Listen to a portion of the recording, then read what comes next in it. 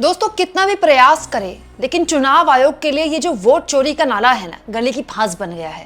पहले ज्ञानेश कुमार के चेहरे पर बार बार वोट चोरी के नारे के जरिए विपक्ष का सवाल लेते हुए रिपोर्टर्स ज्ञानेश कुमार को एम्बैरेस करते हैं और ज्ञानेश कुमार जवाब दे नहीं पाते।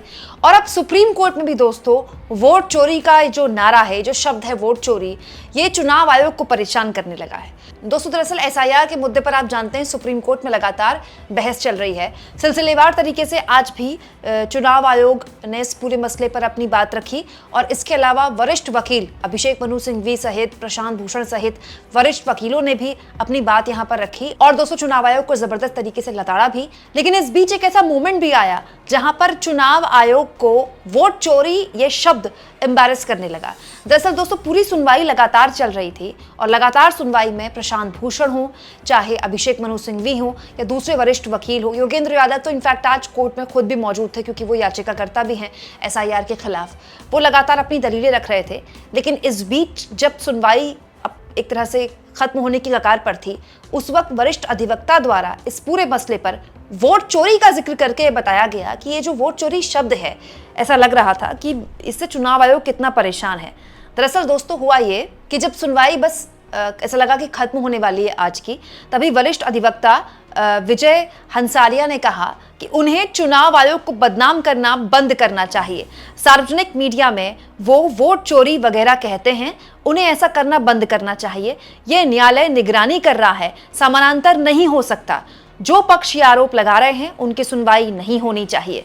दोस्तों इस पूरे मामले में हंसारिया ने यह भी अनुरोध किया कि एसआईआर शुरू करने का, मतलब दूसरे राज्यों में भी एसआईआर शुरू करने का अनुरोध किया यहाँ पर सुप्रीम कोर्ट में चुनाव आयोग की तरफ से। लेकिन यहाँ पर चुनाव आयोग की तरफ से जो वोट चोरी का जिक्र किया गया है, ये बताता है दोस्तों कि इस शब्द को भले ही मुस्कुराते हुए चुनाव आयोग या फिर मुख्य चुनाव आयुक्त ज्ञानेश कुमार पटना की प्रेस कॉन्फ्रेंस में इग्नोर कर दें या दिल्ली की प्रेस कॉन्फ्रेंस में इग्नोर कर दें, तो सुप्रीम कोर्ट में अगर ये बात बोलनी पड़ रही तो कुछ तो है जिसकी वजह से यहाँ पर परेशानी का सबब ये शब्द चुनाव आयोग के लिए बना हुआ है। दोस्तों इसके अलावा आज इस पूरे मामले में बहुत ही गहनता से सुनवाई हुई। उसके आज पूरी सुनवाई अंग्रेजी में हुई तो उसका हिंदी अनुवाद मैं आपके लिए लेकर आई हूँ।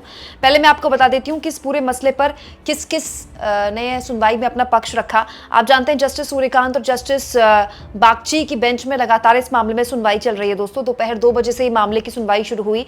अभिषेक मनु सिंघवी, गोपाल शंकर नारायणन, इसके अलावा प्रशांत भूषण और वृंदा ग्रोवर, इन्होंने एसआईआर के खिलाफ जो याचिकाएं हैं उनका पक्ष रखा और योगेंद्र यादव खुद भी एक पिटिशनर के तौर पर यहाँ पर पेश हुए आज। और senior advocate Rakesh Dwivedi election commission का यहाँ पर पक्ष रखते हुए दिखाई दिए। और प्रशांत भूषण ने दोपहर 2 बजे के बाद बहस की शुरुआत करते हुए कहा, अंतिम सूची आने के बाद हम कुछ विश्लेषण कर पाए। हमने एसआईआर के लिए चुनाव आयोग के 2003 के दिशा निर्देश देखे और 2016 के एक और दिशा निर्देश जिसमें फर्जी मतदाताओं को हटाने के तरीके वगैरह बताए गए। हमें अभी लिखित प्रस्तुतियां सौंपी हैं, उन पर चर्चा करने से पहले मैं चाहता हूं कि माननीय सदस्य योगेंद्र यादव को 10 मिनट का समय दें ताकि वो एसआईआर के कारण महिलाओं, मुसलमानों आदि के अनुपाहित बहिष्कार के वास्तविक पृष्ठभूमि बता सकें।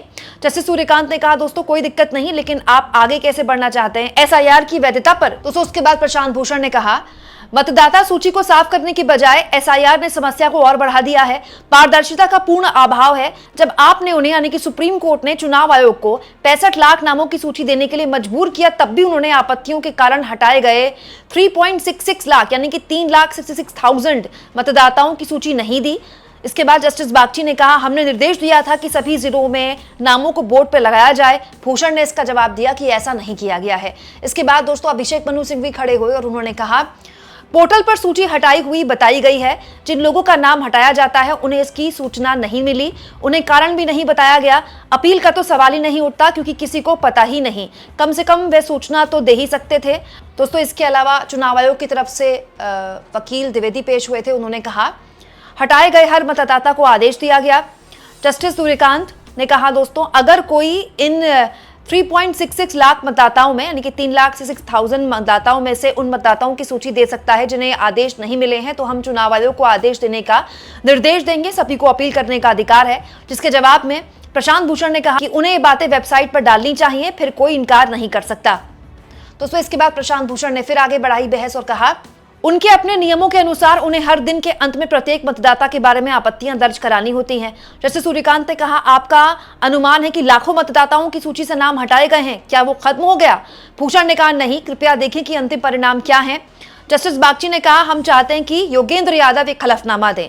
इसके जवाब में वृंदा ग्रोवर, जो इसी एसआईआर के खिलाफ याचिकाकर्ताओं का यहाँ पर रिप्रेजेंटेशन कर रही थी, उन्होंने कहा, कृपया सीईओ बिहार की वेबसाइट देखें, वहां अलग अलग आंकड़े उपलब्ध हैं। लिंग, आयु, कितने दावे, कितने बहिष्कृत, ये सब उपलब्ध नहीं है। हमें कुछ भी नहीं पता, हमने एक आवेदन दायर किया है। इसके जवाब में दोस्तों वकील द्विवेदी ने कहा, हम जवाब देंगे, कृपया नोटिस जारी करें। दोस्तों बाद में अदालत ने आवेदन पर नोटिस जारी कर दिया। दोस्तों इसके बाद सुनवाई आगे बढ़ी और जस्टिस सूर्यकांत ने कहा, अगर आज मेरा अंतिम सूची में नाम नहीं है तो मैं हलफनामा दाखिल कर सकता हूं। सिंघवी ने कहा कि ऐसा लगता है कि आंकड़ों के खुलासे के अभाव में हम ये नहीं जान पा रहे कि हटाए गए 65 लाख मतदाताओं का क्या हुआ। हमें नहीं पता कि जोड़े गए मतदाता कौन है। जैसे सूर्यकांत ने कहा, दोस्तों आज जब अंतिम सूची प्रदर्शित हो गई तो मुझे पता चल गया कि मेरा नाम उसमें है या नहीं। हमें कोई संभावित उदाहरण चाहिए। सिंघवी ने कहा, चुनाव आयोग ये क्यों नहीं बता सकता कि हटाए गए 65 लाख मतदाताओं यानी कि ड्राफ्ट सूची में से कितने अंतिम सूची में बचे हैं। दोस्तों इसके बाद चुनाव आयोग की तरफ से कहा गया, अंतिम सूची अधिसूचित कर दी गई है, ड्राफ्ट सूची भी उपलब्ध है, तुलना करने पर ही पता चल जाएगा कि कैसे हटाया गया। आज तक किसी भी याचिकाकर्ता ने अंतिम सूची को चुनौती देने के लिए अपनी याचिका में संशोधन नहीं किया है। इसके बाद जो दोस्तों चुनाव आयोग द्वारा कहा गया कोर्ट में, वो बड़ा गंभीर विषय है। चुनाव आयोग ने कहा, आज तक किसी ने भी चुनाव आयोग में शिकायत दर्ज नहीं कराई। ये सब दिल्ली और एडीआर के लोग हैं, इनका चुनाव से कोई लेना देना नहीं है। अधिनियम के तहत निर्धारित समय सारणी के अनुसार 2 चरण में चुनाव तय है। इसे राज्यपाल द्वारा अधिसूचित किया जाना है, हमें समय देना होगा। इस स्तर पर पूरा चुनाव आयोग और उनका स्टाफ ये सुनिश्चित करने के लिए आगे बढ़ेगा कोई भी अन्य गतिविधि, कोई भी अपील दायर ना हो। दोस्तों तो सुप्रीम कोर्ट के समक्ष साफ तौर पर चुनाव आयोग ने कहा कि ये जो आपत्तियां हैं दिल्ली में बैठे एडीआर और इन वकीलों को ही है, बिहार में तो किसी को कोई आपत्ति नहीं है। और बिहार में जो शेड्यूल है चुनाव का वो जारी कर दिया गया है, अब हम इसके आगे बढ़ना चाहते हैं। दोस्तों इसके बाद वकील द्विवेदी ने बोला, माननीय सदस्यों ने चुनाव के इस चरण में हस्तक्षेप को नापसंद किया है, जिसके जवाब में जस्टिस बागची ने कहा, आप हमारी बात से सहमत होंगे। पारदर्शिता और पहुंच का स्तर, ऐसा लगता है कि 65 लाख लोगों के नाम हटाए गए हैं। आपने प्रकाशन किया और हमने कहा कि जो भी मृत या ट्रांसफर हो गए हैं वो ठीक है, लेकिन अगर आप किसी को हटा रहे हैं तो नियम 21 और मानक संचालन प्रक्रिया का पालन करें। हमने ये भी कहा है कि जो भी हटाए गए हैं उनका डेटा अपने निर्वाचन कार्यालय में जमा करें। अंतिम सूची का आकलन प्रतीत होता है। सामान्य लोकतांत्रिक प्रक्रिया में भ्रम है कि जोड़े गए नामों की पहचान क्या है, क्या वे हटाए गए नाम हैं या फिर नए। इसके जवाब में द्विवेदी ने कहा कि मोस्टली जो नाम है वो सब नए मतदाता हैं, नए जोड़े हुए नाम हैं। दोस्तों इसके बाद जस्टिस बागची ने सुनवाई को आगे बढ़ाया और कहा कि यह आपके द्वारा शुरू की गई चुनावी प्रक्रिया के समर्थन में है ताकि विश्वास और मजबूत हो। प्रशांत भूषण सामने आए, उन्होंने कहा कि इसे प्लीज कल के लिए तय करें। द्विवेदी ने कहा, तब चुनाव आयोग की तरफ से कहा गया कि पहले उन्हें हलफनामा दाखिल करना चाहिए। जैसे सूर्यकांत ने कहा कि प्रभावित लोग कहाँ हैं। प्रशांत भूषण ने कहा कि मैं 100 ला सकता हूँ, आप बताइए आपको कितने लोग देखने हैं, मतलब सुप्रीम कोर्ट से कहा। और इस पूरे मुद्दे को लगातार आगे उसके बाद सुनवाई में बढ़ाया गया और अब नई तारीख सुनवाई के लिए दे दी गई है, क्योंकि दोस्तों बिहार में इलेक्शंस की डेट अब आ चुकी है। ऐसा लगता नहीं है कि इस पूरे मसले पर सुप्रीम कोर्ट कोई फैसला देगा, क्योंकि अब प्रक्रिया ही शुरू हो गई है चुनाव की। लेकिन हाँ, इन चीज़ों से एक बात साफ होती है कि अभी तक सुनवाई में बहुत से ऐसे सवाल हैं जिसका जवाब एसआईआर को लेकर चुनाव आयोग के पास सुप्रीम कोर्ट में अभी भी देना उतना आसान नहीं है। दूसरा, वोट चोरी का मुद्दा वाकई में सुप्रीम कोर्ट तक अगर जा रहा है तो कुछ तो है जिससे परेशानी काफी बढ़ गई है। आप इस मुद्दे पर क्या सोचते हैं, कमेंट बॉक्स में जरूर लिखें और जितना हो सके दोस्तों चैनल को शेयर भी करें और सब्सक्राइब भी।